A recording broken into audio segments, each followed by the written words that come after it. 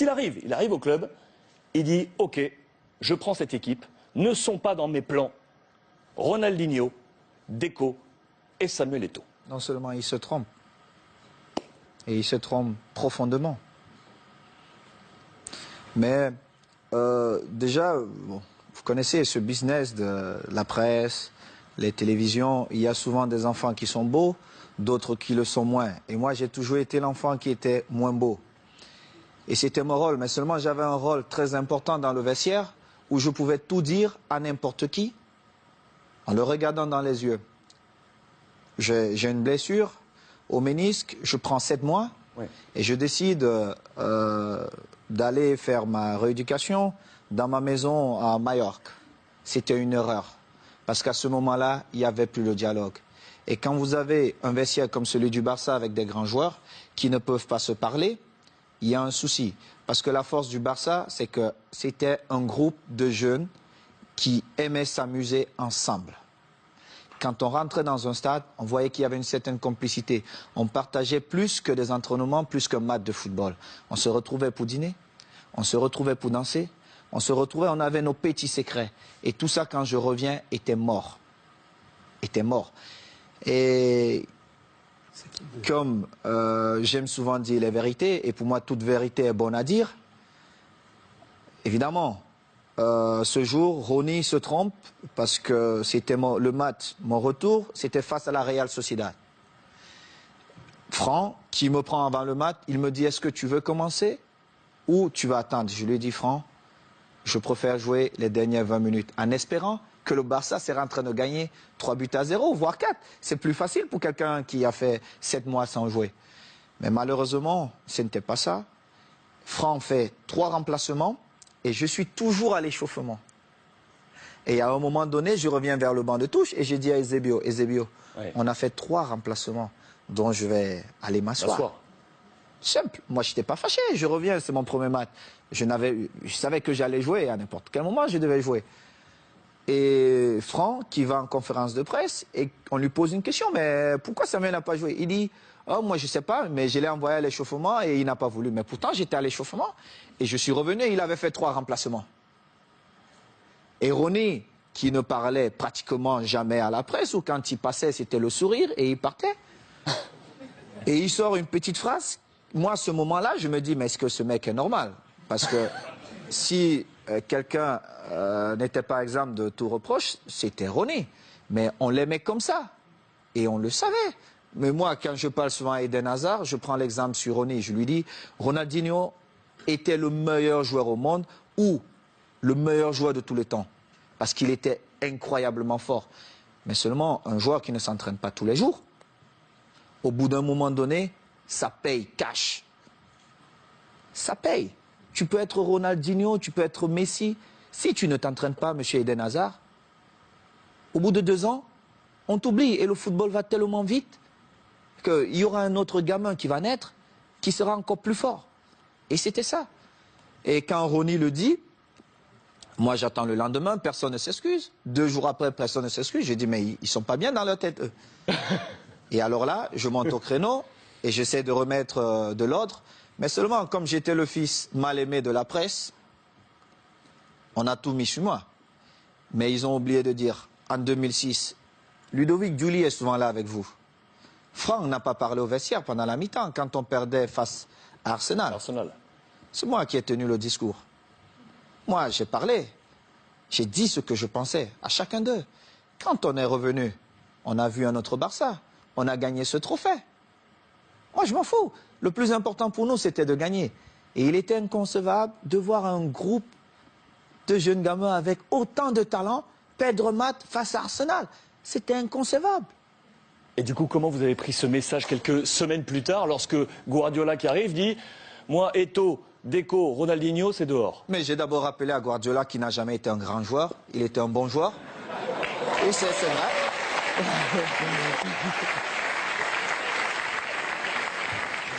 Mais c'est vrai. Je le lui ai dit. Et j'ai rappelé au passage. Si c'est le coach, Luis, qui me le dit, je dis, ok, je ne peux rien dire.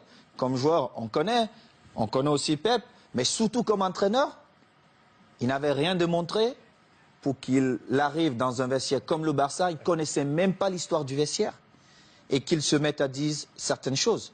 Et en plus, ce qui me faisait encore plus mal, c'est qu'ils inventaient des choses que la presse relayait. J'ai eu cette discussion avec lui et j'ai eu une très très belle offre pour aller jouer 6 mois en Ouzbékistan où on me payait 26 millions de dollars. Et dans son bureau, avec Tiki, il me dit « Oh Samuel, ça peut te faire du bien, vas-y. » Et je lui ai dit « Celui qui va te faire gagner, c'est Eto'o. Mais tu viendras me demander pardon. » Et je suis resté à ma place. J'ai continué à m'entraîner, nous sommes allés aux États-Unis.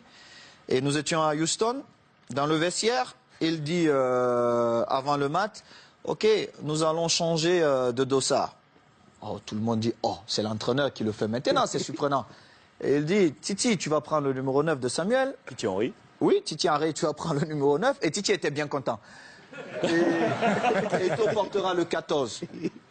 Tout le monde était surpris. Et c'est un manque de respect total. Et je ne pouvais pas l'admettre. Parce que j'avais quand même écrit une belle histoire, même si elle devait s'arrêter là, au Barça. J'avais beaucoup fait pour le club. Que ce soit dans les stades, mais surtout en dehors du stade. En dehors du stade. J'ai toujours été là pour tous mes coéquipiers, pour tous les clubs. Vous êtes resté 1 an avec Pep. Je vais vous dire. Alors, il joue, je suis au banc de touche. Quelques jours plus tard, on joue contre une équipe de Mexico, Chivas. Chivas. Et il a le malheur de me donner 20 minutes.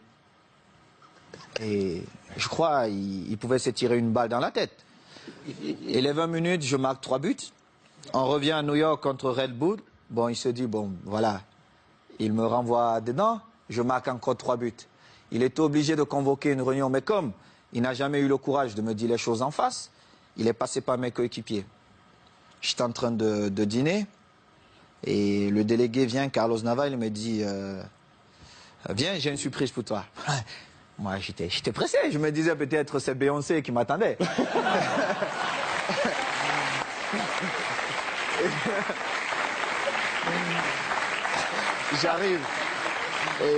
J'arrive dans cette suite et je vois Jorquera, Oleguer, non pas Oleguer, Puyol, Les jeunes du Barça. Léo, André, Xavi et surtout Victor, qui est l'un de mes meilleurs amis. Et Victor Valdés. Victor Valdés. Et je vois Pep qui est au fond. Et mon visage change. Parce que j'étais très agressif quand je voyais Pep. Mon visage change. Il n'a pas parlé. Alors, Makina, Xabi, il prend la parole, il me dit, bon, négro, comme on te l'a toujours dit, et on l'a manifesté, on veut que tu restes, et il faut que tu trouves un terrain d'entente avec Pep. Et j'ai dit, moi, je ne parle pas à Pep. Il doit me présenter ses excuses. Parce qu'il m'a manqué le respect ouvertement, à plusieurs reprises, et je n'accepte pas ça. Moi, si vous ne me respectez pas, je ne vous respecte pas. C'est comme ça, la loi chez moi. J'ai souffert pour être là. Je respecte tout le monde, mais si vous ne me respectez pas, je ne vous respecte pas. Mais alors là, je fais le double, ou voire même le triple que ce que vous avez fait. Et Pep, il parle un peu en catalan, tout ça, il trouve un peu des phrases difficiles. Et on commence la saison, j'ai parlé 2 fois à Pep. 2 fois. Une fois, c'est parce qu'il me demandait d'aller parler à Yaya Touré qui ne voulait rien savoir de lui. Et une autre fois, c'est parce qu'il voulait me donner des leçons. Comment un attaquant devait bouger. Je lui ai dit, mais Pep, tu as été milieu de terrain, tu n'as pas été un grand attaquant. Moi, je marque mes buts comment? Ce mouvement ne devait pas se faire comme ça. Et en plus, on était à l'entraînement. Et moi, j'ai fait un jeu sans ballon pour créer un espace pour Messi qui venait. Et en plus, Léo marque. Il me dit, non, non, non, non, il fallait faire. Je lui ai dit, mais toi, t'es pas normal, toi. En fin de saison, je marque, je crois, 35 buts. Et je marque le but qui nous permet de prendre l'avance face à Manchester à Rome. On se retrouve en finale de Ligue des Champions. Oui, en finale de Ligue des Champions. On se retrouve à la Corogne. Et à la Corogne, je marque 2 buts ce match. Et je devais partir jouer face au Togo avec les Lions. On a un dîner bien arrosé. Moi, je ne bois pas. Mais tout le monde s'est lâché un peu. Et il dit, oh, je vais porter un toast. Et puis voilà. Vraiment, il faut qu'on dise merci à Samuel parce que c'était une saison difficile pour lui, mais il a montré le grand joueur qu'il est. Tout ça, tout ça. Un beau discours. C'est la première fois où j'ai fait confiance à Guardiola. Mais cela m'a coûté mon passeport pour l'Inter de Milan.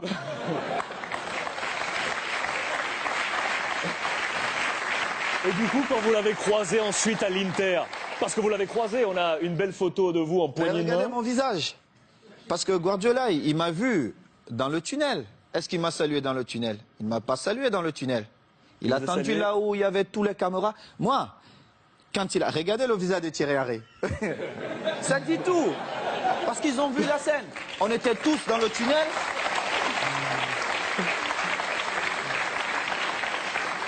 Regardez Léo Messi. Regardez le visage de Léo Messi. On était tous dans le tunnel. Il ne m'a pas salué. Il a attendu quand il y avait toutes les caméras pour venir me tendre la main. Évidemment, je ne pouvais pas refuser. Parce que le mal-aimé ou l'enfant détesté, on devait dire, ah, voilà, Samuel a encore fait des siennes. Mais seulement, les gens ne connaissent pas les dessous. Parce qu'il aurait bien pu me saluer dans le tunnel. Moi, j'ai eu des différences avec le code lors d'un match espagnol de Barcelone. Je ne sais pas si vous vous rappelez. à Majorque. Mais j'ai beaucoup d'estime pour le coach. Le football, c'est ça. Entraîneur de l'Espagnol. De l'Espagnol. Contre Majorque. Contre Majorque. Vous Oui, êtes c'était envoyé un difficile. petit peu. C'était difficile pour le code, mais moi, je devais défendre Majorque et j'ai fait mon boulot. Et c'était pareil. Donc, c'est une histoire comme ça. Mais bon, après, on s'est retrouvés, Pep et moi, on a fait la paix. Et je suis content. Mais la vraie histoire, c'est celle-là. C'est que Pep, peut-être dans son envie de gagner, n'a pas respecté certaines choses dans le football. Et heureusement pour lui, j'ai marqué quand même 35 buts cette saison-là qui nous ont quand même permis de gagner. Chichi cette saison.